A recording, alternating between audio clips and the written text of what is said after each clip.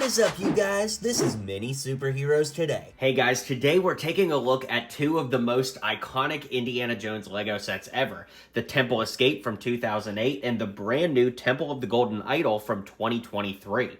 Now, these both depict the opening scene from Indiana Jones Raiders of the Lost Ark, and they are very different sets, even if they depict the exact same thing. It's really cool to see that over 15 years, the Lego designers have evolved something kind of simplistic but charming to something very complex with triple the piece count. So let's talk about the two differences with these sets before we actually take a closer look at them. The original set was Temple Escape, and that came out on December 29th, 2007.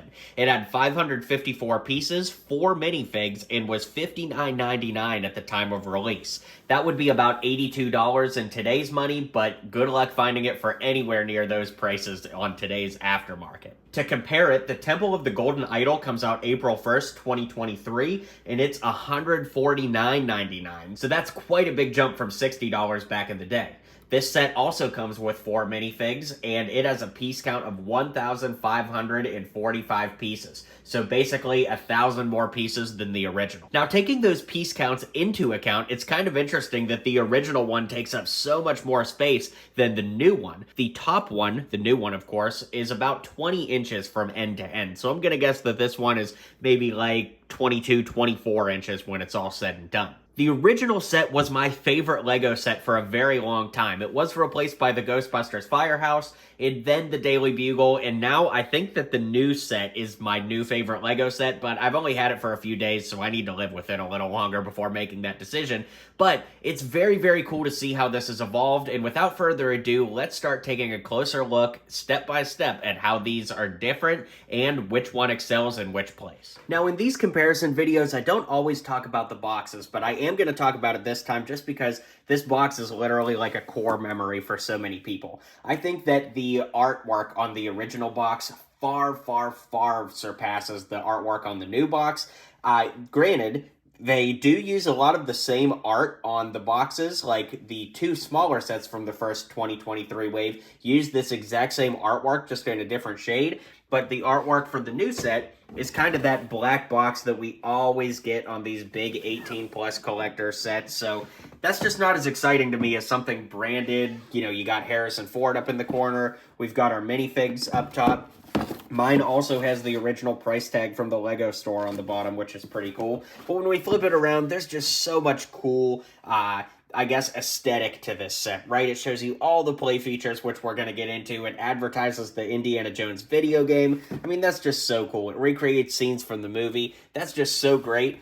And then when we compare it to the new box, it's just a night and day difference. You know, these black boxes are very nice, and I think that they appeal to an adult collector a lot more than a kid collector, but there's no life to this. You know, pretty much every Lego set of the last several years for the 18+ line has this type of box, and it just kind of blends in with everything else we've gotten. It does show the minifigs up top, and I suppose this one has a sticker on the bottom too, so I guess both of mine have unique stickers on them. And yeah, it shows the play features on the back, but the old box is definitely superior for nostalgia purposes. I think that people are going to love this set, and I think it will have nostalgia as the years go by once it retires, but it just doesn't have that staying power that the original has. Of course, a big point of interest are the minifigures and how they've been updated over the last 15 years. So, let's take a look at them. The original Indiana Jones, in my opinion, is an iconic Lego minifigure. So many of us know him from the video game and the sets that it's really hard to kind of update a classic, but I do really like the new minifig too. I've said in my reviews, though, that it is just a little bit jarring because I've been looking at this one for, 15 years, basically. It's kind of hard to just jump and have something new in its place, but the new one is definitely a huge upgrade. There's no doubt about it. The ribbon around his hat is a darker shade, and we also get hair molding underneath, whereas the original Indy is bald without his hat. So, there's something to be said for that. Both of them have their iconic satchel, of course, and then both have updated torsos, or I should say the new one is the updated torso. The original has a lot more black detailing on the buttoning, and the new one kind of has more khaki beige detailing. It's also worth pointing out the original's shirt is white, whereas the new one is kind of that khaki color. Now, as we move down to the hips, you can see that the original one had a brown belt with a gold belt buckle, and the new one has a black belt with a gold belt buckle. In the movie, it is more of a muted brown color, so, you know, it is what it is. It's not that big of a deal, but I do really like that the new one has belt loop holes in it. That's kind of unique. Both of them, of course, have their extra belt with the holster over on the right side of the leg, and it looks really, really great altogether. Now, the original does not have an alternative face print, but the new one does.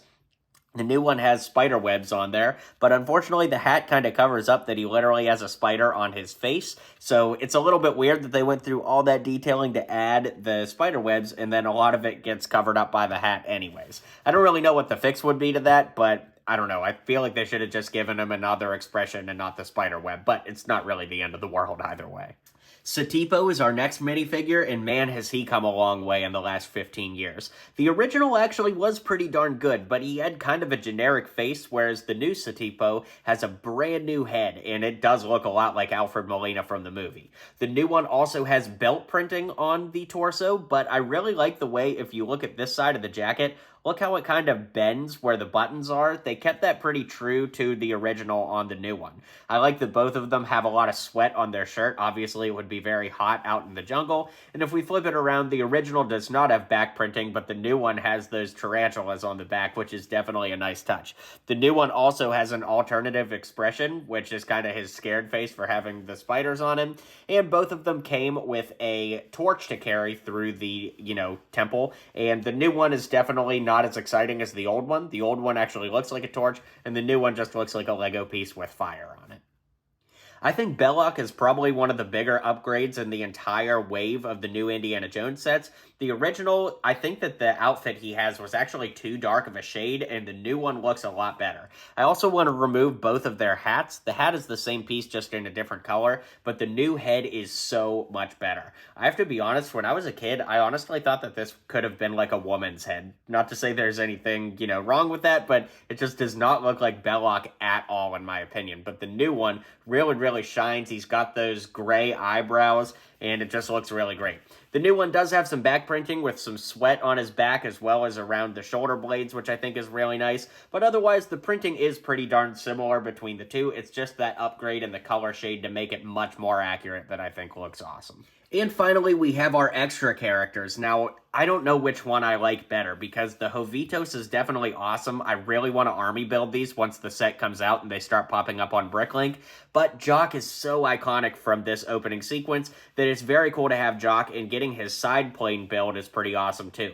Now, Jock had his Air Pirates printed on the back of the torso, and you have to remember that back in 2008, torso printing was nowhere near as common as it is today. I mean, heck, sometimes you could go buy like a $3 or $4 poly bag at the store, and that figure will have back printing, versus Indiana Jones and the most expensive set of the first wave didn't even get back printing, so I just want to put that into context. As far as the detailing goes, it's hard not to give the W to the Jovitos. I mean, look at all the great printing. I love that LEGO is utilizing their color palettes better for representation of people from all around the world, so I think that's pretty cool. And of course, the head can be flipped around for an angry face on the back, so if you do army build, you could have a couple different expressions for your Jovitos warriors.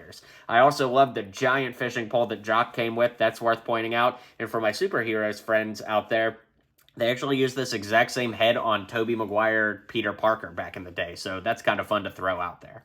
So the front entrance of the original always looked so great to me. I love that it almost looks like something out of the original Indiana Jones video game, and it's very stylized. We also had this little ramp here, which gave it kind of a 3D element that your figure could walk up to get into the cave, but I do really like the entrance on the original. Now, something the original did exceptionally well was using these big gray and green wall pieces in the back to basically take up a lot of the space in the set. Imagine if they had used bricks to build these exact same structures, it would have made the piece count go up, and therefore the price would go up. Now, again, remember, this was $60 when it came out, about $82 in today's money, so even then, this is a pretty good value for that money, but there really weren't a ton of bricks in this set overall. The piece count was 554, so that's something to note. This does bring us to our first play feature, where you could remove this tab and have these swords come out of the wall. Nothing too crazy, but, it is a play feature.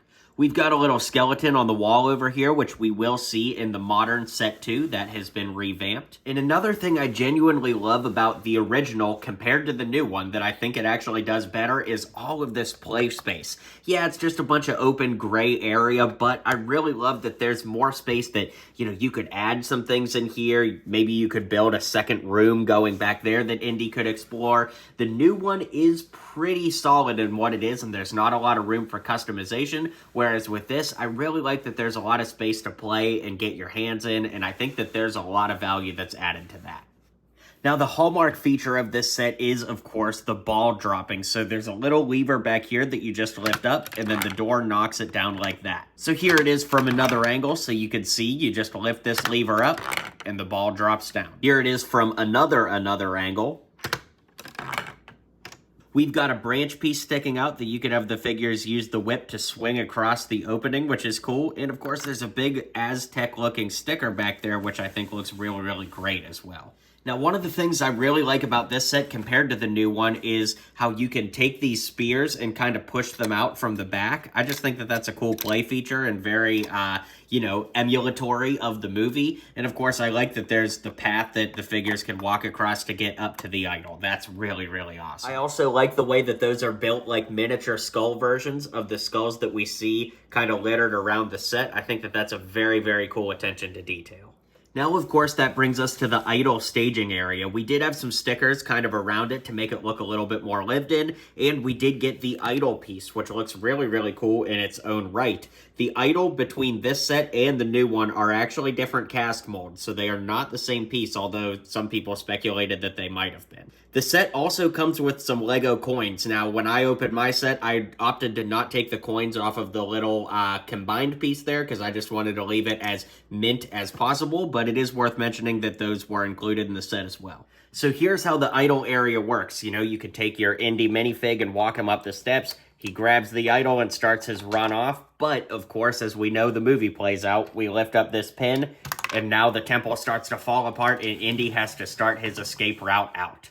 So he's got to go past the maze and get past those blow darts out of the wall. He'll make it through the door just in time before it closes, and the boulder will chase him all the way to the end where Belloc is waiting. Of course, we also have to talk about Jock's plane. I think that this was such a cool inclusion in the original set, which of course the new one is missing. They didn't include it the second time around, but you got the Jock minifigure we took a look at, and then of course we have room for Indy to sit up front with Jock in the back, and who could forget his pet snake, Reggie. I hate snakes, Jock! I hate them! So there you have it. There is the 2008 Temple Escape with 554 pieces for $60 back in the day. It's pretty amazing how much value you got out of this, which is why it was my favorite set for a long time.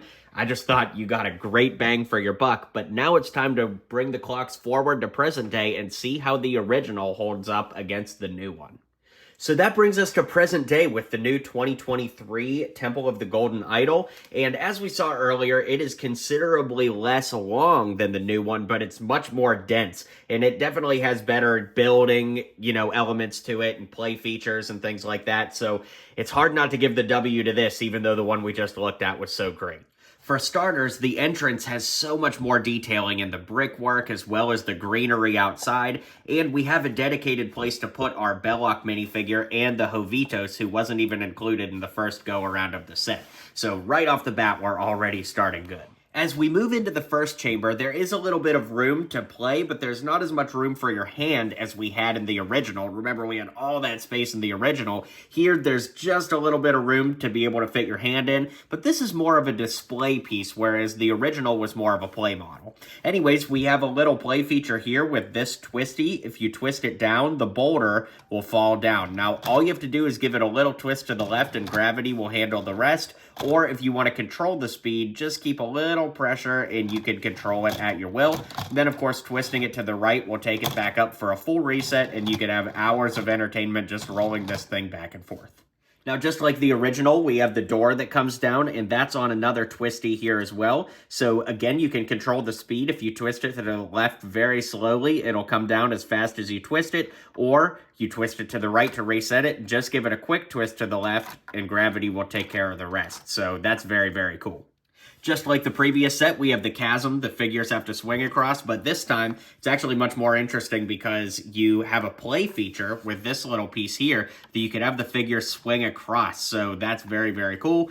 This one is not as controlled as the previous ones. This one relies a lot more on gravity, so if you take your finger off of it, gravity's going to do its thing. It's also worth pointing out we have these stickered tiles here with the Raiders logo as well as the quote from this scene of the movie, probably the most iconic quote from the internal chamber to begin with.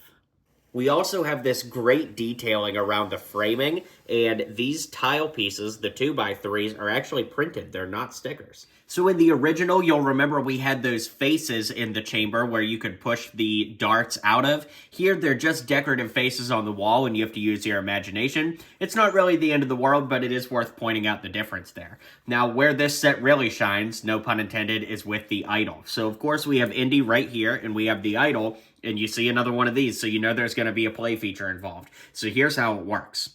If you twist it to the right just a little bit, it shines a light down from the top. Now, I'll explain how this works in just a moment, but just twist this to the right a little bit, and you can see the light shining down. So by this point, Indy has made the swap for the idol, so we can twist it, and if you do one full rotation to the right, then the bag of sand will lower into the ground. You can see how it's raising up and down.